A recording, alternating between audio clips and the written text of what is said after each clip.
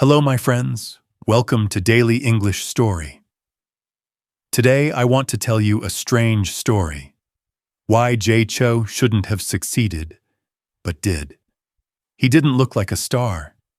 He was shy, often hiding behind the piano. He mumbled when he sang, so people laughed at his voice. When he tried to break into the music industry, record companies told him flatly, "You don't have the looks. You don't have the sound. You'll never sell." By every measure, he was the wrong person for pop music. And yet, the very things that made him wrong became the reasons millions fell in love with his songs. But before that happened, Chou lived through years of rejection and doubt. And that's where our story begins. Chou was born in 1979 in a simple neighborhood in Taipei. His parents were not rich, but they worked hard. His mother, a piano teacher, noticed something unusual about Jay when he was very young. He could remember sounds and melodies after hearing them only once. By the age of 4, she put him in front of a piano. Little Jay's fingers were small, but the music flowed naturally. At school, though, Jay was not the shining star. He was shy, quiet, and often kept to himself. He wasn't good at math or science, and his grades were low. Teachers sometimes complained, saying he lacked focus. Other kids laughed at him for being awkward. But when he touched the piano, it was like he stepped into another world. The same boy who looked clumsy in class became confident when he played music. His classmates didn't understand him, but the piano did. Things got even harder when his parents divorced. Jay stayed with his mother, who struggled to raise him alone. Life was tough, and Jay often felt invisible. But his mother believed in him. She told him, "If you have a gift, you must use it." That belief gave him strength.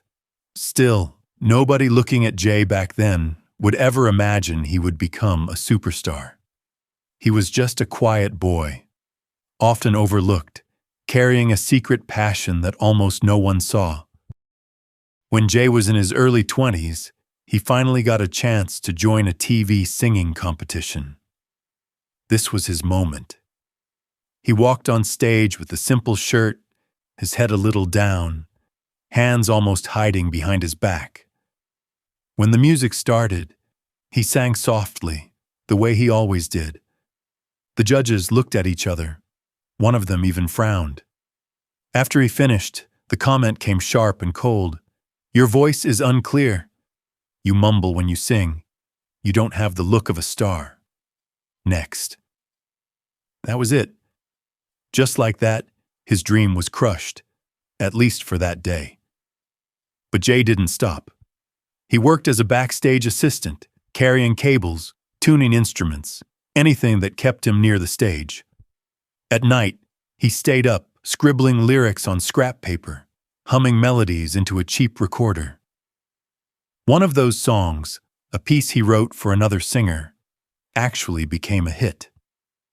The melody was fresh, mixing Chinese classical instruments with Western beats. The singer shone on stage, the crowd cheered, and Jay stood in the shadows, unnoticed. It hurt. The world loved his music, but not his voice.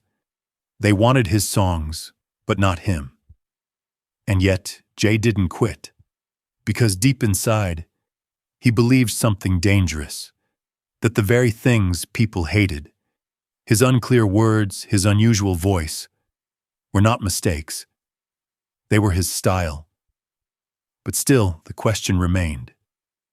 If no company wanted to take the risk, how would he ever get a chance to prove it? One night, after another long day working backstage, Jay stayed in the empty studio. The lights were dim, only the piano lamp was glowing. He sat there, pressing the keys softly, almost whispering to himself. He was writing a song, not for himself, but for someone else. The song was called "You Are Happier Than Before," Ni Bi Kong Chen Kuai Lo. It was tender, with lyrics about heartbreak and quiet strength. When another singer performed it, the audience loved it. People cried. The song climbed the charts. But nobody asked, who wrote this? That was Jay's life then, hidden in the shadows, watching his creations shine in other people's voices. Still, little by little, his reputation grew. Producers began to notice this strange, quiet kid who could write melodies nobody else dared to write. Songs like Can't Open My Mouth, Kai Bu Liao Kao, and Quiet and Jing showed a mix of Chinese poetry and Western rhythm. His music sounded new, almost rebellious, in a pop scene filled with safe, predictable ballads. Then came a moment that changed everything. Wu Zongxian, a famous Taiwanese TV host and producer, happened to hear Jay's demo tape. At first, he wasn't impressed by Jay's singing. In fact, he nearly tossed the tape aside. But then, he listened again. And this time, something caught his ear. The melodies were different. The lyrics were sharp, poetic, even playful. He realized, this kid has something. Wu Zongxian gave Jay a chance, but not as a singer. At first, he told Jay, just write songs for others. Don't think about performing. You don't have the look of a star. And so Jay continued in the shadows. But quietly, he was building a secret weapon, a collection of songs that carried his soul. The year was 2000. Chou was 21 years old. After years of hiding behind other singers, he finally got his chance. Wu Zongxian, half joking, half serious, gave him a challenge. You have 10 days, write 10 songs. If they're good, we'll make an album. If not, forget it. 10 days. Most people would panic. Jay didn't. He went home, shut the door, and began writing like a man possessed. He stayed up until sunrise, tapping beats on his table, humming into his old recorder, scribbling lyrics that mixed ancient Chinese poetry with modern slang. His room was a mess of crumpled paper, half-empty instant noodle cups, and piano sheets scattered everywhere. And somehow, he did it. 10 songs in 10 days. When the album Jay was released, it was unlike anything the industry had ever heard. Songs like K.I. Nu Ren, Adorable Woman, and Xing Qing, Starry Mood, carried soft R&B vibes, while Long Huan Feng, Tornado, showed a darker, stormy side. People didn't know how to describe it. Was it R&B? Was it Chinese pop? It was both, and neither. It was Chou. At first, sales were slow. Many still said, he mumbles too much. Some even laughed at his lazy singing style. But then, something unexpected happened. Young people started listening again, and again. Soon they began to copy his style, the way he sang, the way he dressed, even the way he wrote lyrics. It all became a trend. By the end of the year, Chou had gone from a ghostwriter in the shadows to one of the most talked about new artists in Taiwan. He had proved them wrong. His voice, the very thing everyone had mocked, had become his signature. After his first album, Jay could have played it safe. He could have kept writing love ballads and soft R&B songs. That alone would have sold enough records. But Jay wasn't interested in safe. He wanted to do something no one else had dared to try. In the early 2000s, most Chinese pop songs followed a simple pattern: sweet melodies, predictable lyrics, and very little experimentation. But Jay thought differently. He asked himself, what if Chinese music could carry the rhythm of hip-hop? What if ancient poetry could live inside modern rap? So he began mixing East and West. In Dongfeng Po, East Wind Breaks, he used the sound of the gucheng, a traditional Chinese instrument, to create a haunting atmosphere. In Shuangjie Gun, nunchucks, he rapped with kung fu imagery, blending martial arts with street beats. In Qing Huazi, Blue and White Porcelain, he wrote lyrics as delicate as a Chinese painting, yet placed them on a flowing R&B track. At first, some critics shook their heads. They said, "This is too strange. It's not real pop. It won't last." But Jay's fans thought differently. To them, it was fresh, it was bold, it was the sound of their generation, something that spoke to both tradition and the future. And soon, Jay wasn't just making music. He was creating a cultural movement. His songs inspired fashion, slang, even the way young people wrote poems online. Chou had found his signature, music that danced between two worlds, never fully one or the other, but always unmistakably his. By the mid-2000s, Chou wasn't just a rising star. He was everywhere. His songs dominated the charts. His concerts sold out stadiums. His face was on billboards, magazines, even movie posters. But fame always comes with a price. The more popular Jay became, the louder the criticism grew. Some people said his music all sounded the same. Others mocked him for mumbling his lyrics. A few even claimed he was just a passing fad, that his success wouldn't last. Imagine that. Millions of fans cheering for you, but also millions of voices doubting you. How did Jay respond?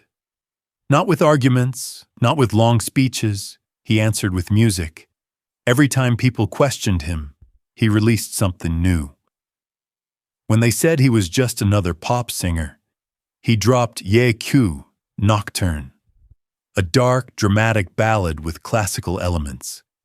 When they claimed he couldn't rap, he came back with Ben Cao Gang Mu, Compendium of Materia Medica, rapping about Chinese medicine with a speed and rhythm no one expected. And when critics said, "He'll never last more than a few years," Jay kept going, album after album, hit after hit. Still, fame wasn't easy. Jay is known to be shy in public. He didn't like interviews. He didn't enjoy talking much. Sometimes he looked uncomfortable on stage when the spotlight wasn't on his music. But maybe that was the secret. Jay didn't chase fame for fame's sake. He cared about the art. He cared about the songs. And he let the music speak louder than anything else. That's how he survived the pressure. That's how he stayed true. By the late 2000s, Chou had already conquered the music world. But he wasn't satisfied. He wanted to tell stories in another way, through film. So he stepped into acting. His first big role came in the movie Initial D, Taiwan ZD, where he played a quiet street racer. Fans loved it. The movie was a hit, and Jay proved he wasn't just a singer, he could act too. But he didn't stop there. In 2007, Jay made a bold move. He directed and starred in his own film, Secret. Bu Neng Shuo de Mimi. It wasn't just a romance movie. It was a story about time travel, music, and love, all woven together with Jay's signature piano playing. At first, critics weren't sure what to expect. Could a pop star really direct a good movie? But when Secret was released, audiences were touched. The movie became a classic. Even today, people still talk about the emotional ending and the unforgettable soundtrack. And then, Jay went international. In 2011, he starred in Hollywood's The Green Hornet, alongside Seth Rogen. For many Asian fans, seeing Jay on the big screen in America was a proud moment. It showed that his influence had crossed borders. But perhaps Jay's greatest influence wasn't just in film or music. It was cultural. He inspired a whole generation of young people to be creative, to mix tradition with modernity, to dare to be different. Some call him the King of Mandopop. Others see him as a bridge, someone who brought Chinese culture into the modern global stage. Chou wasn't just an entertainer anymore. He had become a symbol of what was possible when you refused to follow the rules and instead created your own. Today, Chou is more than just a musician, more than just a celebrity.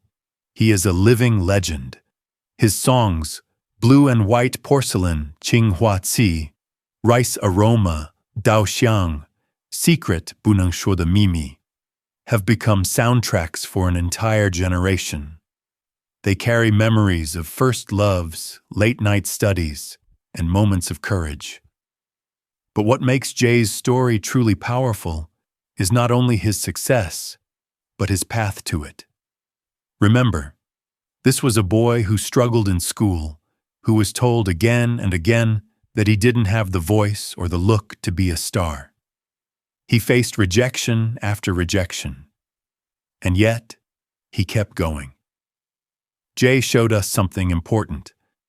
Talent alone doesn't make a legend. Persistence does. Creativity does. Believing in yourself when no one else does. That's what makes the difference.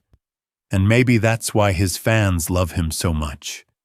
Because when they listen to Chou, they don't just hear music, they hear a reminder. If he could do it, maybe I can too.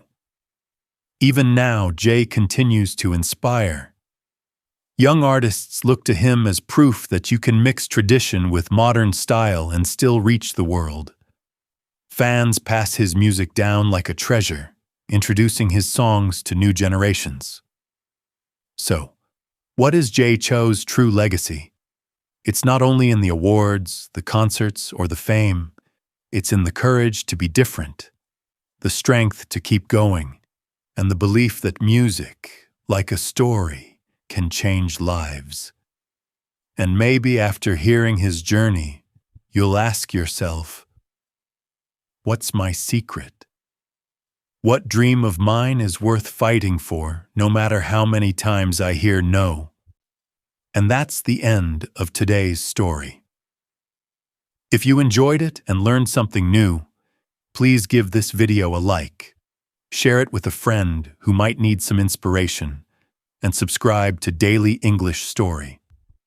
Don't forget to turn on the notification bell so you'll never miss our next story. Remember, with just a few minutes every day, you can improve your English and grow your mind at the same time. Thank you for watching, and I'll see you in the next video.